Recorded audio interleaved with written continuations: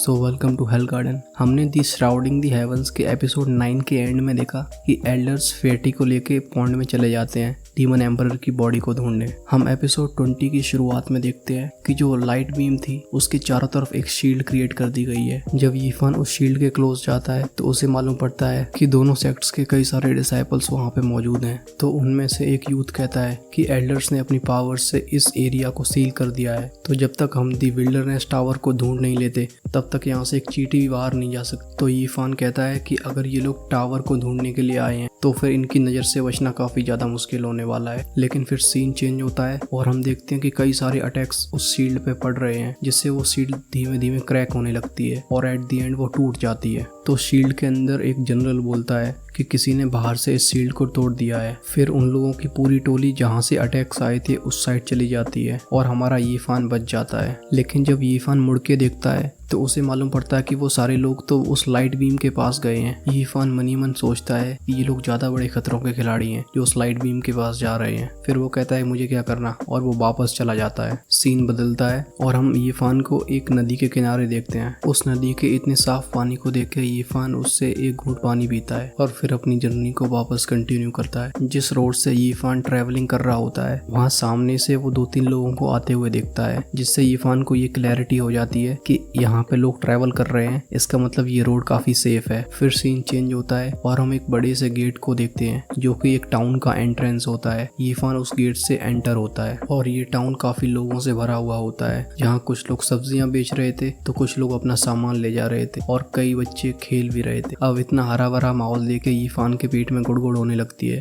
और पास में एक रेस्टोरेंट को देख के वो उसमें एंटर करता है। इस रेस्टोरेंट में हम वेटर को टेबल को साफ करते हुए देख सकते हैं। तो यीफान उस वेटर से पूछता है कि मुझे कुछ खाने को मिल सकता है। वो वेटर बताता है कि आपको यहाँ पे स्टीम बंस मिल सकते हैं। फिर यीफान अपनी पॉकेट चेक करता है लेकिन उसकी जेब में तो फूटी कौड़ी नहीं होती, तो वो बोलता है कि मेरे पास तो पैसे हैं नहीं। तो पास में हम एक लड़की को देखते हैं जो अपनी सूप को पीने ही वाली थी। तभी ये बात सुन के इरिटेट हो जाती है और वो यीफान के पास आके कहती है कि तुम मेरे ग्रैंडफादर को फिर से बुली करने आ गए। तो यहाँ एक बात क्लियर हो जाती है कि वो वेटर नहीं है, वो इस रेस्टोरेंट का मालिक है और वो लड़की उसकी ग्रैंड डॉटर है।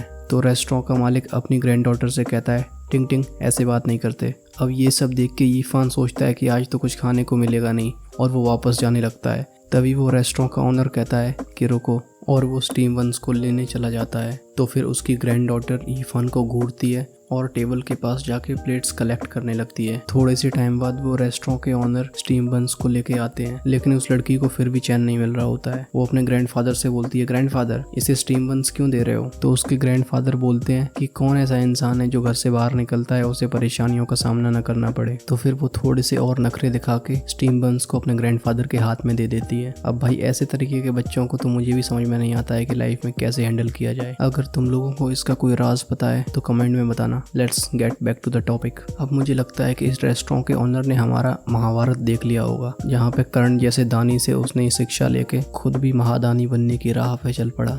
वो यीफान को एक टेबल पे बिठाता है और कहता है इसे अपना ही घर समझो, तुम काफी टाइम से चल रहे हो जिससे तुम काफी थक गए हो। अब रेस्टोरेंट ओनर को ऐसा बिहेव करते देख यीफान गिल्टी फील करने लगता है और रेस्टोरेंट ओनर को एक पिल्स की बोतल गिफ्ट करता है। शुरुआत में तो रेस्टोरेंट ओनर नहीं मानता है, लेकिन फिर यीफान बोलता है कि मैं यहाँ कुछ दिन रहने वाला हूँ तो बाकी की पिल्स को यहाँ रहने की फीस समझ के ले लो, जिस पे रेस्टोरेंट ओनर मान जाता है। फिर सीन चेंज होता है और एक खाली रूम दिखाया जाता है जिसमें यीफान मेडिटेटिव पोस्चर में बैठा हुआ होता है और स्क्रिप्चर्स की प्रैक्टिस कर रहा होता है। फिर कुछ टाइम बाद हम एनर्जी को उसके हाथ के अराउंड रिवॉल्व होता हुआ देखते हैं। तो यीफान बोलता है कि थोड़ी सी प्रैक्टिस के बाद स्क्रिप्चर को कंट्रोल करना और ज्यादा आसान होता जा रहा है और वो मनी मन में सोचता है कि उस ग्रीन कॉपर फ्रैगमेंट में कितने राज छुपे हुए हैं। फिर यीफान अपनी सी ऑफ कॉन्शियसनेस में एंटर करता है जहाँ पे एक गोल्डन कलर का लिक्विड फ्लोट कर रहा होता है। तो यीफान अपनी कॉन्शियसनेस को उस गोल्डन लिक्विड के अंदर एंटर करवाता है जहाँ पे हम उस ग्रीन कॉपर को गोल्डन कलर में टर्न हुआ देखते हैं और उसके पीछे एक गोल्डन कलर का स्क्रिप्चर फ्लोट कर रहा होता है।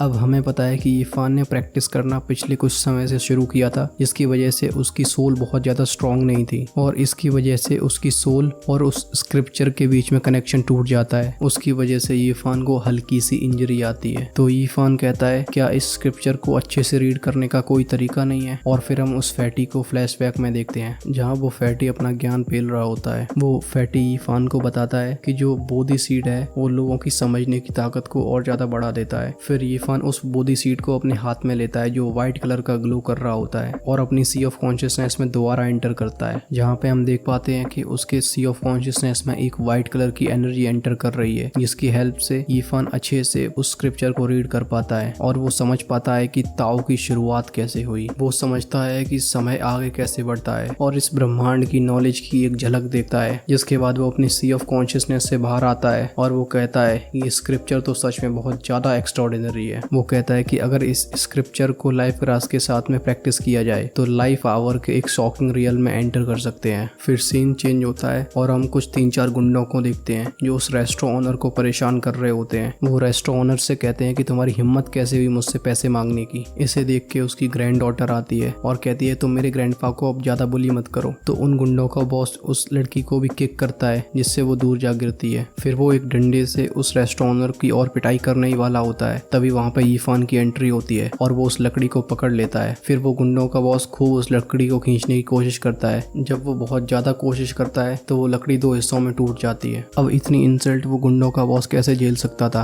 वो कहता है लड़के ठीक है तुम्हारे पास स्ट्रेंथ है, लेकिन मैं अभी एक बंदे को बुला के लाया ना तो वो तुम्हें सिर्फ एक उंगली से मसल के रख देगा। जिस बात पे यीफान उसे पीटने के लिए आगे बढ़ने लगता है, तभी रेस्टोरेंट ओनर यीफान को रोकता है और यीफान से कहता है कि उन्हें ऑफेंड मत करो। अब तो भाई मुझे भी लगने लगा है कि ये रेस्टोरेंट ओनर कहीं गांधी जी का दूसरा अवतार तो नहीं है। अब जब उस गुंडों के बॉस को मालूम पड़ता है कि ये एक्शन नहीं लेने वाला तो वो फिर से चौड़ में आ जाता है और कहता है बेटे आज मैंने तुझे माफ कर दिया, अगली बार दिखाना तब तुझे बताते हैं। फिर सीन चेंज होता है और हम रेस्टोरेंट ओनर और यीफान को एक टेबल पे बैठे हुए देखते हैं, जहाँ पे रेस्टोरेंट ओनर यीफान को इस टाउन के बारे में बता रहा होता है। वो कहता है इस टाउन का नाम ब्रीज टाउन है और यहाँ पे 2 फैमिली हैं जिनका नाम है ली फैमिली और वांग फैमिली। वो इस टाउन में इसलिए फेमस हैं क्योंकि उनके डिसाइपल्स कुछ बड़ी सेक्ट्स का पार्ट हैं और इसकी वजह से इस टाउन में उनके बारे में कोई बात नहीं करता है। आगे बताते हुए रेस्टोरेंट ओनर कहता है कि अभी जो गुंडों का बॉस आया था वो ली फैमिली का स्टीवर्ड है। रेस्टोरेंट ओनर कहते हैं कि मास्टर ली और मेरे बेटे और मेरे बहू साथ में यंगशिया केव में पढ़े थे। अब यहाँ पढ़ने से मतलब है कल्टीवेशन। तभी यीफान फ्लैशबैक में जाता है। जब वो इस वर्ल्ड में एंटर हुआ था तो एक लेडी कल्टीवेटर कुछ लोगों को अपने साथ ले जाने के लिए आई थी। रेस्टोरेंट ओनर आगे बताते हैं कि आज जो बहुत बड़ी तोप बन रहा था उसे एक बार मेरे लड़के ने धूल चटा दी थी, तब से ली फैमिली और हमारे बीच में दुश्मनी चल रही है। वो आगे कहते हैं कि मेरा बेटा बहुत ज्यादा टैलेंटेड था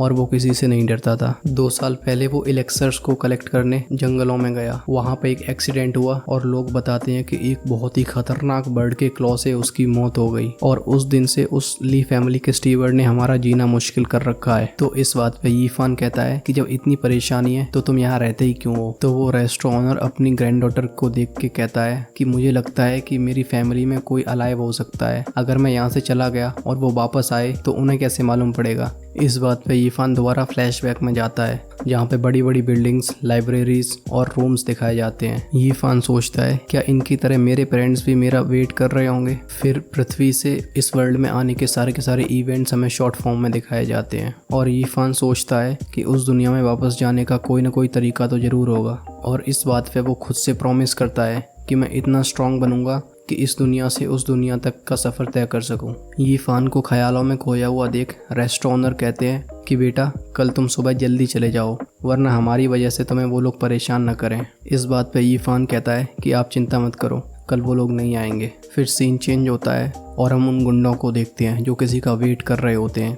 थोड़ी देर बाद एक घोड़े पे एक इंसान आता है तो वो गुंडों का बॉस चापलूसी करते हुए कहता है कि मैं आपका काफ़ी देर से इंतज़ार कर रहा था, अब आपको देख के तो मैं धन्य हो गया।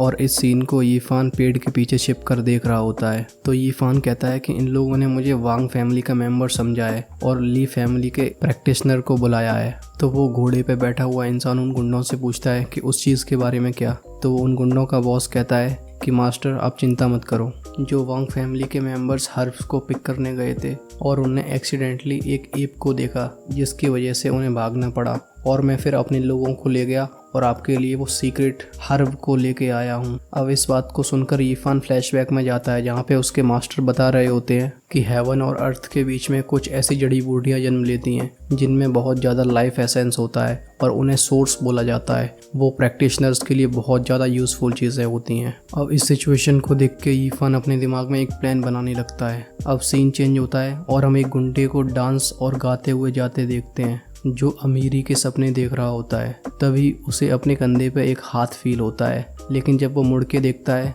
तो वो किसी को नहीं पाता है। फिर थोड़ी देर बाद वो अपनी राइट वाले कंधे पे किसी का हाथ फील करता है, लेकिन दोबारा मुड़ के देखने पे उसके आसपास कोई नहीं होता है। अब ऐसा होने पे उसकी सिट्टी बिट्टी गुल होने लगती है और वो चारों तरफ अपनी आंखें फाड़ फाड़ के देखने लगता है। फिर वो अचानक मुड़ के देखता है और तभी उसकी नाक पे कोई पंच मारता है, लेकिन जब वो अपनी आंखें खोलता है तो वो किसी को नहीं पाता है। तो वो डरी हुई बिल्ली ऐसा पोज बना के कहता है कि मैं मास्टर लियो एक ऐसा इंसान हूँ जिसने कई तूफानों का सामना किया है। और वो फिर से मुड़ के देखता है, तभी यीफान वहाँ पे अपीयर होता है और उसके मुंह पे 5 6 7 8 पंच मारता है और वो फिर से गायब हो जाता है। अब उसकी आंखें काली नीली पड़ जाती हैं और वो गुस्से में आके कहता है कि अगर तुम्हें दम है तो अपना नाम बताओ। तभी उसकी चिन में एक और पंच लगता है, जिससे उसे तारों के साथ साथ सारे प्लैनेट्स भी दिख जाते हैं। अब उसकी आंखें नहीं खुल रही थीं, तो यीफान उसके सामने आता है और वो यीफान से कहने की कोशिश करता है कि तुम्हारी हिम्मत कैसे हुई मुझे मारने की। तो यीफान कहता है कि तुमने मेरे घरों को जला दिया, मैं उन घरों का रिपेयर होने का वेट कर रहा हूँ। अब ये अच्छा होगा कि तुम मुझे वो ऑब्जेक्ट दे दो। कल रात उन गुंडों ने उस घोड़े पे बैठे हुए इंसान को बताया था कि हमने वांग फैमिली के घरों को जला दिया और किसी को कुछ पता ही नहीं चला, लेकिन उस समय यीफान ये सब देख रहा था। और अब मैं तुम्हारी ली फैमिली का क्या हाल करता हूँ ये देखते जाओ। इतना कह के यीफान चला जाता है। फिर सीन चेंज होता है और हम यीफान को रेस्टोरेंट ओनर की हेल्प करते हुए देखते हैं। तभी बाहर से उसकी ग्रैंड डॉटर दौड़ती दौड़ती आती है और कहती है गुड न्यूज़ गुड न्यूज़। तो उसके ग्रैंडफादर पूछते हैं क्या हुआ। वो बताती है कि ली फैमिली और वांग फैमिली किसी चीज़ के ऊपर फाइट करने जा रहे हैं। तो यीफान कहता है कि इसे लड़ाई नहीं, इसे कुत्तों की लड़ाई कहते हैं। तभी रेस्टोरेंट के बाहर से एक अचानक आवाज़ आती है और हम उस इंसान को देखते हैं जो कल रात उस घोड़े पे बैठ के आया था। वो रेस्टोरेंट ओनर से कहता है कि ओल्ड मैन स्टे सेफ। और इसके बाद ये एपिसोड यहीं ख़त्म हो जाता है। तो कैसा लगा आपको ये एपिसोड और कैसी लगी ये एक्सप्लेनेशन कमेंट्स में ज़रूर बताना। और चैनल को अगर सब्सक्राइब करना भूल गए हो तो कर लो भाई, क्योंकि ये फ्री है। क्योंकि इस चैनल पे फ्यूचर में मैं और भी ज़्यादा मज़ेदार कंटेंट अपलोड करने वाला हूँ। तब तक के लिए सायोनारा।